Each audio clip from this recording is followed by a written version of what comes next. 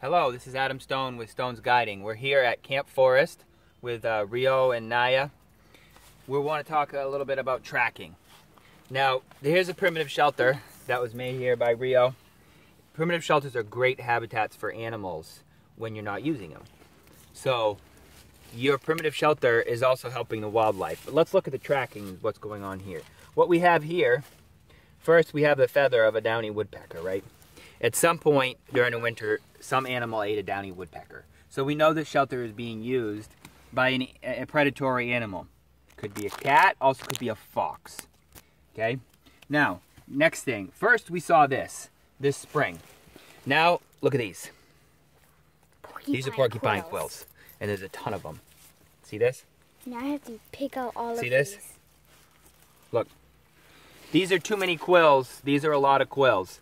Now, this seems to me, especially since I was here in the spring and I found these feathers and no quills, and now I come in here and it was a lot of quills. The porcupine was sleeping over there.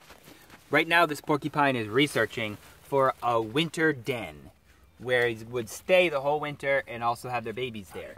Now, the porcupines this time of year have raised up all their babies. The babies are out on their own, and now the porcupines, they're not living in dens. They're going around different dens, eating a lot of food, and looking for good dens for the winter where they would have their babies in the spring. To me, it looks like this porcupine got in a conflict here. Now we have a potential fox predator that was in here using this cabin, using this shelter, and we have all these porcupine quills. To me, it seemed like the fox may have gotten into conflict with the porcupine over the use of this shelter. Okay? We have a lot of quills in here. Now, before we can use this shelter, we're going to have to clean up all these quills. These quills also make beautiful art. We can dye them different colors, and we can make birch bark etchings out of these quills. So in order to find where this porcupine is and what's going on, is we need to think about what the porcupine's doing and what their habits are right now, as far as, especially with reproduction. Like I was saying, their babies have grown up, and they're moving around a lot. Porcupines don't have one den during the summer. They go different areas depending on their food source.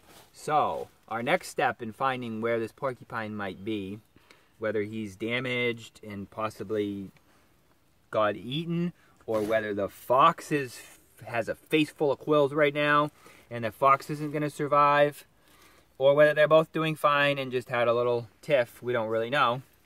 But in order to find that, we need to find out what the fox would be eating right now and what the porcupine would be eating right now. So we're going to think about that for a while, and we'll come back to you in the next video. Thanks so much for watching.